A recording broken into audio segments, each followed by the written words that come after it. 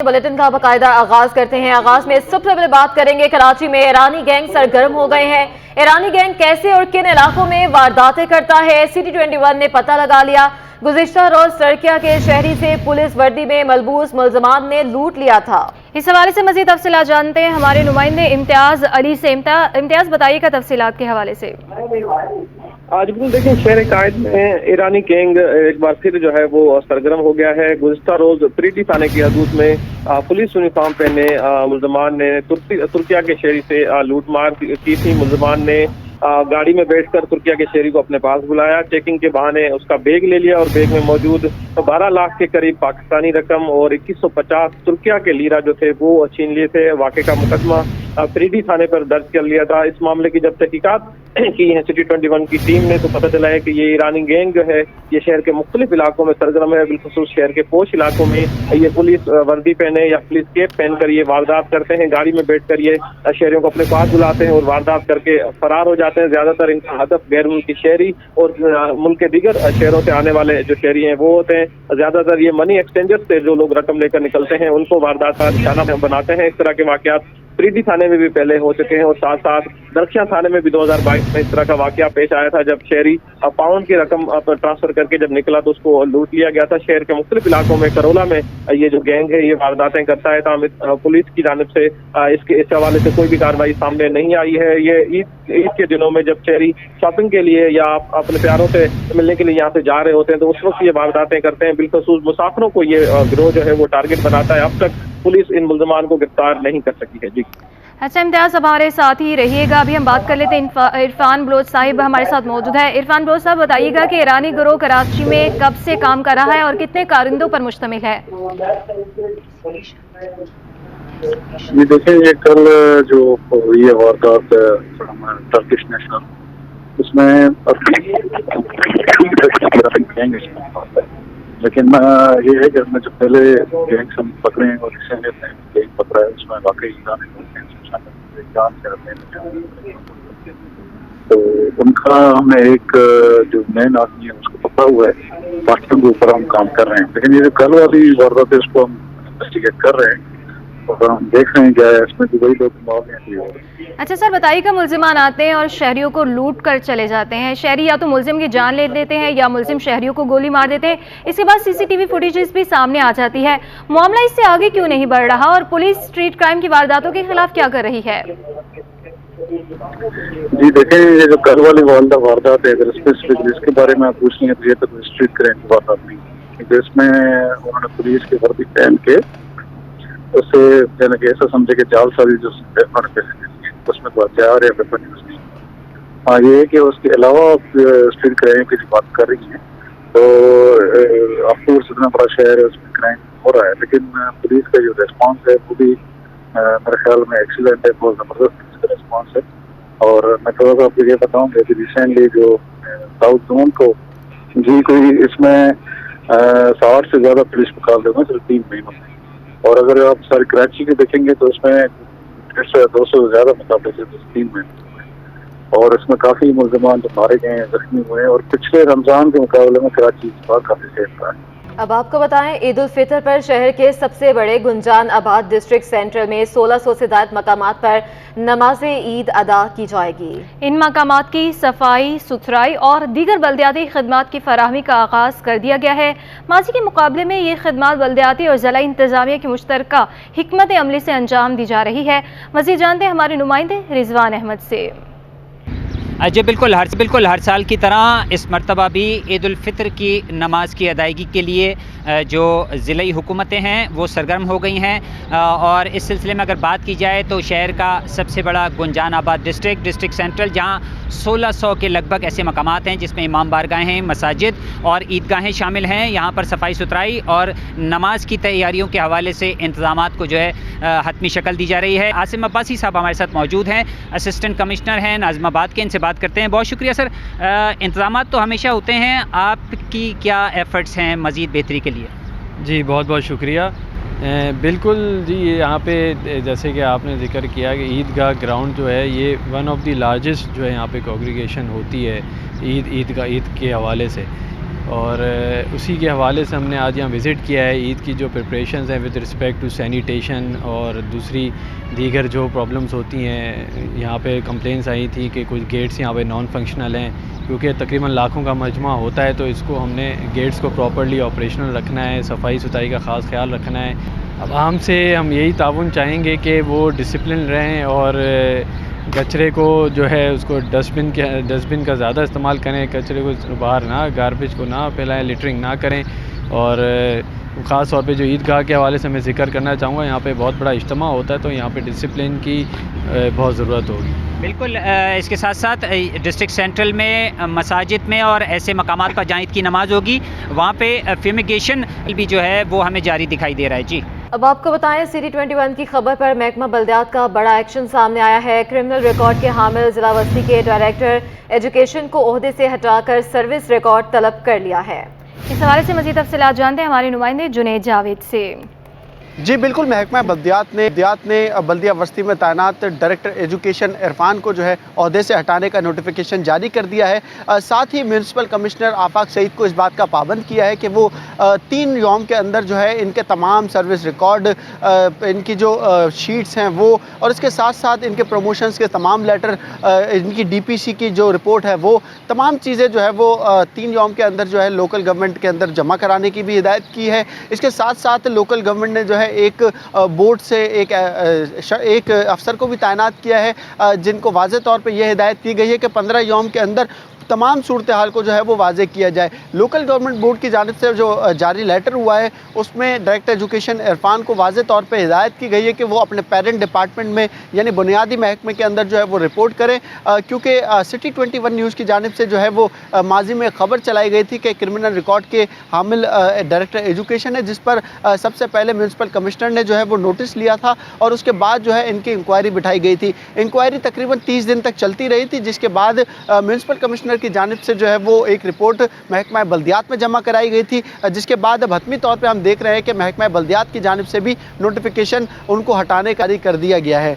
जी, अपनों के साथ ईद की खुशियां मनाने के लिए परदेशियों की बड़ी तादाद का आबाई इलाकों को रवानगी का सिलसिला जारी है। कराची कैंट स्टेशन से आज दूसरी ईद स्पेशल ट्रेन मुसाफिरों को लेकर लाहौर रवाना होगी। बहुत से मुसाफिर अब भी टिकट से महरूम हैं। मज़ीद जानते हैं आदिया नाज से। जी आदिया।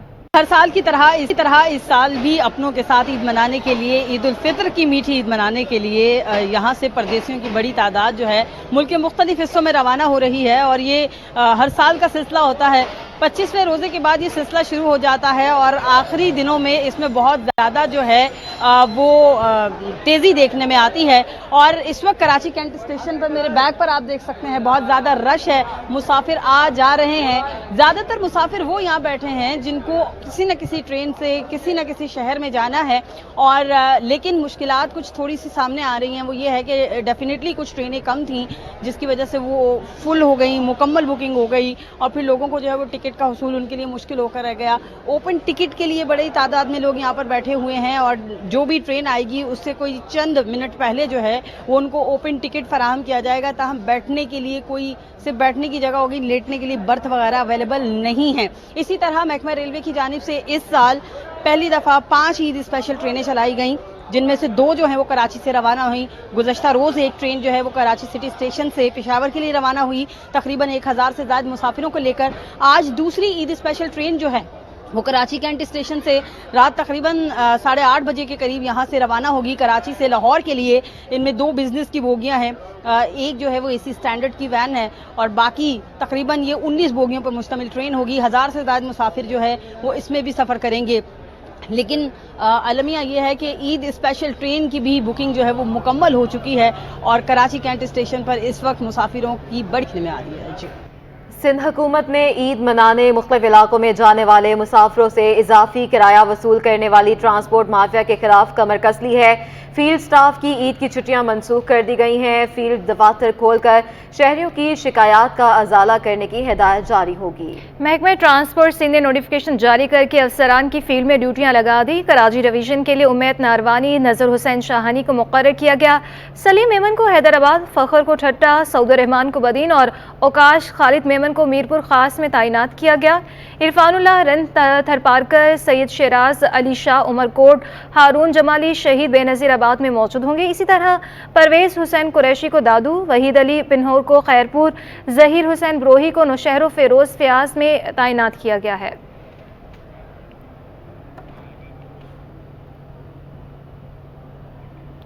ईद उल फितर में 2 रोज़ बाकी शहर में गर्मी के बायस शहरी रात में शॉपिंग को तरजीह देने लगे। दिन के औकात में मार्केटों में शहरी ना होने के बराबर है।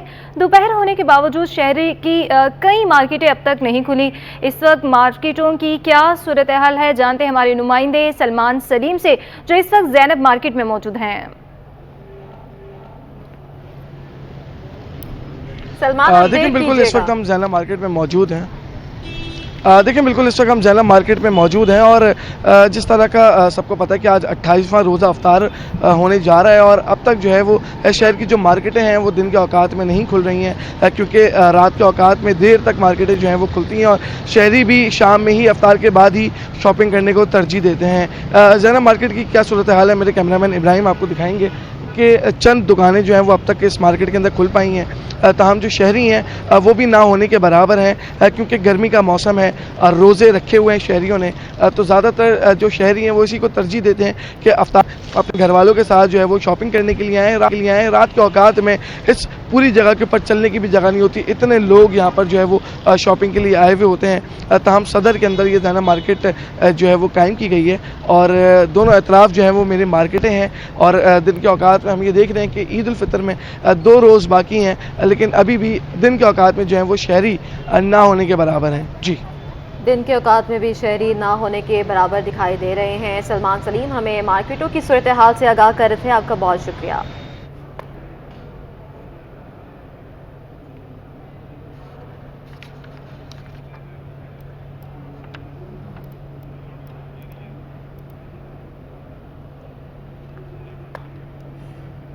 ईद में सिर्फ 2 रोज बाकी रह गए हैं। खरीदारी का हदफ 50% से भी कम रही है। सदर सिंध ताजर इत्तेहाद जमील पराचा ने कहा है कि ईद शॉपिंग का 80 से 90 अरब रुपए का हदफ मुकर्रर किया गया था, मगर अब तक सिर्फ 20 से 22 अरब की खरीदारी हुई है। इस हवाले से मजीद तफसीलात जान लेते हैं हमारे नुमाइंदे काविश मेमन से। जी बिल्कुल, मुल्क में मौजूदा मुआशी मसाइल का हल कबल अज़ वक्त इंतखाबात को करार दिया जा रहा है। सियासी जमातें हों या मुख्तलिफ तबक़ात से ताल्लुक़ रखने वाले अफराद हों, वो ये तासुर देते हैं कि अगर वक्त से पहले जो है वो इलेक्शन हो जाते हैं तो शायद जो है वो मुल्क की मईशत भी डगर पर आ जाएगी, कारोबारी मामलात भी जो है वो दुरुस्त हो जाएंगे और महंगाई भी कंट्रोल हो जाएगी। तो इसी सिलसिले में मेरे साथ बात करने के लिए मौजूद है सिंध ताजिर इत्तेहाद के सदर जमील पराचा था। पाकिस्तान के पास पैसा है कहाँ इस वक्त? जो बता रहा है सरकार कि हमारे पास तो पैसा है ही नहीं, मईशत तबाह हो रही है। इसका सिर्फ और सिर्फ वाहिद हल ये है कि आप किसी भी तरह IMF से अपनी जान छुड़ाएं, IMF से मज़ीद कर्ज़े ना लिए जाएं कि आप डूबते ही चले जा रहे हैं। अगर कौम की ज़रूरत पड़ जाए, कि कौम के आगे पहले भी ये हुकूमत कशकोल फैला चुकी है, फिर कौम के सामने आप आ जाएं। हम ताजिर पूरी पाकिस्तान की आवाम आपके साथ हुकूमत का साथ देने को तैयार है, इस मुल्क को बचाने के लिए तैयार है, क्योंकि मुल्क है तो हमें और मुल्क नहीं है तो हम भी नहीं है। महंगाई तो अपने उरूज पे पहुंच रही है। आज वो हाल हो गया कि गरीब आदमी गरीब से गरीब तर हो गया। बदतरीन हालात का सामना है। 90 अरब रुपए के टारगेट लिया था रमज़ानुल मुबारक में ताजिरों ने कि कम से कम 80 से 90 अरब रुपए जो सेल पहुंचेगी, लेकिन बदकिस्मती से अब तक रमज़ान अपने एंड पे 20-22 अरब तक हम पहुंच सके हैं। इससे ज़्यादा अरब पूरा नहीं कर पा रहे हैं क्योंकि लोगों में कुव्वत ख़रीद ख़त्म हो गई है। जमील पराचा का यही कहना है कि जो है वो चेहरों की तब्दीली से किसी तौर पर भी जो है वो मुल्की हालात या मुल्की मामलात या मईशत जो है वो ठीक नहीं हो सकती। जमील पराचा का ये कहना है कि इस बार ईद में तकरीबन 90 अरब रुपये का ताजुना टारगेट सेट किया था, लेकिन बदकिस्मती से वो अब तक 20 से 22 अरब से ऊपर नहीं जा। जी, ईद उल फितर करीब आते ही शहर कायद में मुकीम परदेशियों ने अपने आबाई इलाकों में जाने के लिए बस अड्डों का रुख कर लिया। बात करेंगे जवाद आसिफ से। जी बिल्कुल, ईद उल फितर की आमद में कमो बेश 2 दिन रह चुके हैं और इस मौके पर लोगों की बड़ी चाह होती है कि अपनों के साथ ईद की खुशियां बांटी जाएं। इस मौके पर मैं मौजूद हूँ कराची के सदर में वाक़े बस स्टैंड पर, जहां पर लोगों की बड़ी तादाद ने बस अड्डों का रुख कर लिया है। जो शहर कायद में मुकीम परदेसी हैं वो अपनों के साथ ईद मनाने के लिए अपने आबाई गाँव रवाना हो रहे हैं। इस वक्त मेरे साथ एक मुसाफिर मौजूद है, उनसे पूछते हैं, मुझे बताएगा कि किस इलाके का रुख कर रहे हैं। मैं इस वक्त नवाबशाह जा रहा हूँ। अच्छा, मुझे बताइएगा कि इस मौके पर किरायों में इजाफा कर दिया जाता है, तो कितना इजाफा देखते हैं आप इस महंगाई के दौर में? देखें, सब ने अपनी अपनी मर्ज़ी के किराए का हिसाब बनाया हुआ है। किसी ने मामूली बढ़ाया हुआ है, मामूली इजाफा किया हुआ है। कुछ ऐसी ट्रांसपोर्ट्स हैं जिन्होंने डबल किया हुआ है। अब डबल जो है वो बहुत भारी पड़ जाता है, ख़ास तौर पे जो भी क्या कहते हैं सैलरी वाले पर्सनस होते हैं उनके लिए। तो हमारा एक मसला यही रहा है, हम लोग तकरीबन कोई 12-15 साल से यही यहाँ पे ऑन एंड ऑफ ट्रैवल कर रहे होते हैं। तो एक तो यहाँ कोई मैकेनिज़्म पता नहीं कि किराया किसने तय करना है। ये लोग जितने भी ट्रांसपोर्ट वाले हैं अपनी मर्ज़ी से ही तय करते हैं, तो एक ये बड़ा मसला है। उसके बाद फिर ये बढ़ा भी अपनी मर्ज़ी से देते हैं, तो ये अक्सर परेशानी हो जाती है। जब भी हमने जाना होता है, ईद कोई त्यौहार होता है, एक रश।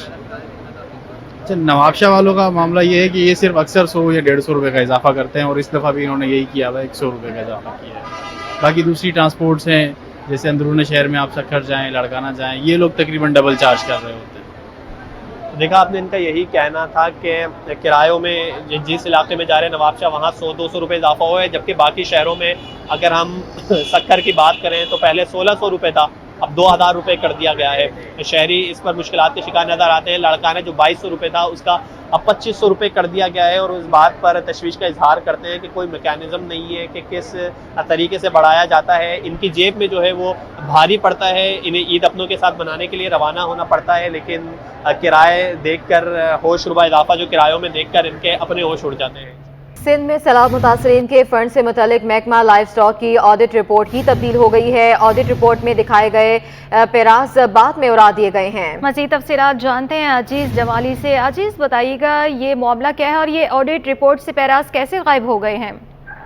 जी हाँ, देखिए, ये एक अजीब सूरत हाल है कि एक ऑडिट रिपोर्ट जमा हुई थी जिसमें महकमा सैलाब के जो स्पेशल ऑडिट रिपोर्ट बनी थी, जिसमें महकमा लाइव स्टॉक में तकरीबन 96 करोड़ रुपए का गबन दिखाया गया था, और उस रिपोर्ट में खुर्द बुर्द का बताया गया था कि ये जो जानवरों के चारे की चारा जो खरीद किया जाता है उसमें ये खुर्द बुर्द हुआ है। लेकिन अभी बाद में जब ये मामला आगे बढ़ा और अदालत में जब फाइनल ऑडिट रिपोर्ट जमा कराई गई तो उसमें वो तमाम पैराज गायब कर दिए गए हैं। ज़राए बता रहे हैं कि ये क्या हुआ था कि अचानक ये पैराज गायब हो गए। वो पैराज जो रिपोर्ट में शामिल थे, दोनों रिपोर्ट्स स्क्रीन पे आप दिखा सकती हैं, हमारे नाजरीन में देख सकते हैं कि पहले वाली रिपोर्ट भी मौजूद है और उसके बाद जमा होने वाली रिपोर्ट भी मौजूद है। कहा जा रहा है कि ऑडिट अफसरान ने एक डील के नतीजे में ये सारे पैराज गायब कर दिए हैं। बताया ये भी जा रहा है कि पैराज में पहले एक NGO को नवाजने की निशानदेही की गई थी, अब वो भी ख़त्म कर दिया गया है। पहली रिपोर्ट में अच्छा, कराची की आबादी 2017 की मरदमशुमारी से ज़्यादा हो गई है, इस हवाले से भी बताइएगा। जी हाँ, बिल्कुल, ये कराची की चूँकि मरदमशुमारी का सिलसिला जारी है, और आज की अपडेट मैं आपको बता दूं, अभी थोड़ी देर कबल हमने इदारा शुमारियात से ये अपडेट ली हैं।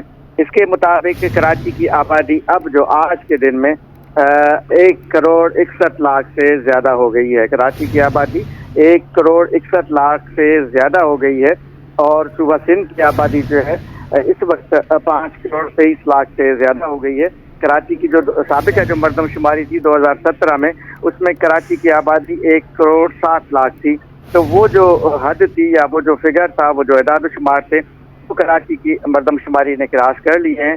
जबकि सूबा सिंध की 2017 में जो आबादी हुई थी मरदमशुमारी में, वो 4 करोड़ 70 लाख थी, जो आज के इदाद शुमार के मुताबिक ये 5 करोड़ 23 लाख हो गई है। तो सूबा सिंध और कराची दोनों की जो मरदमशुमारी की फिगर है, जो इदाद शुमार हैं, वो साबिक़ा मरदमशुमारी से क्रॉस। जी, बहुत शुक्रिया अजीज जमाली। कराची की additional district and session court Sharki ने 6 साला बच्ची माहम को अगवा के बाद ज्यादती करके कत्ल केस में प्राइवेट गवाह पेश ना हो सके, अदालत ने तफ्तीशी अफसर को शोकस नोटिस जारी कर दिया। मज़ीद तफसीलात जान लेते हैं अपने नुमाइंदे मुमताज़ जमाली से। मुमताज़, बताइएगा क्या तफसीलात हैं? देखिए जी, कि एडिशनल डिस्ट्रिक्ट एंड सेशन जज शर्की की अदालत में नन्ही माहम को जो है ज्यादती के बाद कत्ल करने से मुतल्लिक आज मुकदमे की समाअत हुई, लेकिन इसी केस में जो प्राइवेट गवाह हैं वो अदालत में आज तक पेश नहीं हो सके, जिस पर अदालत ने तफ्तीशी अफसर को शोकस नोटिस भी जारी कर दिया है और आइंदा समाअत तक प्राइवेट गवाह मुद्दे मुकदमा को अदालत में पेश करने का हुक्म दे दिया है। और इस मुकदमे की जो अब मजीद समाअत है वो अदालत ने 27 अप्रैल तक मुलतवी कर दी है। इसी मुकदमे में जो है गिरफ्तार मुलजिम जाकिर पंडोला को आज जेल हुक्म ने भी अदालत में पेश किया और मुलजिम जाकिर ने इससे कबल जुडिशल मजिस्ट्रेट के रूबरू अपने जुर्म का एतराफ़ भी किया, जबकि वाक़या जो है 28 जुलाई को ज़मान टाउन थाने की हदूद में पेश आया था। जी बहुत शुक्रिया मुमताज़ जमाली। और नाज़रीन, सन्नतकार और सरमायाकार मुल्क की मुआशी सूरत हाल से परेशान हो गए। एक्सपोर्टर अफीफ सिद्दीकी कहते हैं कि एक साल में डॉलर 100 रुपये से ज़ायद महंगा कर दिया गया है। अशरफ खान हमारे साथ मौजूद हैं। जी अशरफ। मुल्क की माशी सूरत हाल पर बिजनेस कम्युनिटी की जानिब से शदीद कंसर्न देखे जा रहे हैं। एक साल में कारकर्दगी देखी जाए हुकूमत की तो मनफी रुझान देखा जा रहा है। डॉलर हो, बिजली हो, गैस हो, सबकी कीमत बढ़ गई। उसका कितना इम्पैक्ट हुआ है जानते हैं। एक्सपोर्टर अफीफ सिद्दीकी हमारे साथ मौजूद हैं। क्या सूरत हाल रही है एक साल में? देखें, ये एक साल बहुत ही बर्बादी का है पाकिस्तान की। आप देख सकते हैं कि डॉलर जो है वो 100 रुपये से ज़्यादा एक साल के अंदर बढ़ गया है, विच इज़ अराउंड 60% डिवैल्यूएशन है। कहीं पे भी आपको मेरे ख्याल से वेनेजुएला या ऐसी कंट्रीज़ में आपको हालात दिख रहे हैं और कहीं ये हालात नहीं दिखेंगे। जो वॉर टॉर्न कंट्रीज़ हैं उनमें ये हालात होते हैं। हम एक इकनॉमिक वॉर से गुजर रहे हैं और जो आज हम जिस हालात में हम खड़े हुए हैं वो सिर्फ पिछले एक साल का नतीजा या पिछले 5 साल का या 10 साल का नहीं है। ये पिछले 25 साल में जो हमारी inconsistent policies, lack of policies, lack of direction, lack of focus towards industry, towards tourism, manufacturing को ज़्यादा सपोर्ट देना, हम ज़्यादा से ज़्यादा जो है वो इम्पोर्टर्स को वो सपोर्ट करते रहे, इंपोर्ट होती रही जिसने हमारी लोकल इंडस्ट्री को तबाह कर दिया और इवेंचुअली हम ऐसे पॉइंट पे आके खड़े हो गए कि अब हमारे पास ना डॉलर है ना हम कुछ इंपोर्ट कर पा रहे हैं। इस वक्त आप देख सकते हैं कि हम इंटरेस्ट रेट मेरे ख्याल से 21% के ऊपर आ गया है, 22% पे, जो मेरा नहीं ख्याल शायद आज से पहले पाकिस्तान ने कभी देखा हो। 22% पे कोई इकॉनमी काम नहीं कर सकती। तो जब तक आप पाकिस्तान को पहले नहीं लाएंगे, जब तक आप आवाम का नहीं सोचेंगे तो ये कुछ नहीं होगा। इस वक्त आप देख सकते हैं गरीब आवाम जो है वो बर्बाद हो चुकी है। इन्फ्लेशन आपकी 45-50% पे इन्फ्लेशन है और ये सस्टेनेबल नहीं है। जो आजकल के बिज़नेस हालात हैं ये सस्टेनेबल नहीं है। आप देखेंगे बड़े बड़े ग्रुप जो है वो इस वक्त प्रॉब्लम में हैं और वो और ज़्यादा प्रॉब्लम में आते रहेंगे और आप बड़े बड़े यूनिट्स को शट डाउन होते हुए देखेंगे just because of this financial crisis. जी, जैसे कि आपने सुना, तमाम पहलुओं का जो अगर जायज़ा लिया जाए एक साल में तो तमाम सेक्टर के लिए मुश्किलात बढ़ गई हैं। कोई भी चीज़ है उसकी कीमतें आसमान को छू रही हैं। महंगाई की रफ्तार देखी जाए, हुकूमत तो दावा कर रही है 35%, हकीकत में 45% से ज़ायद महंगाई हो चुकी है, जिसके बहुत शुक्रिया अशरफ खान अपडेट कर रहे थे।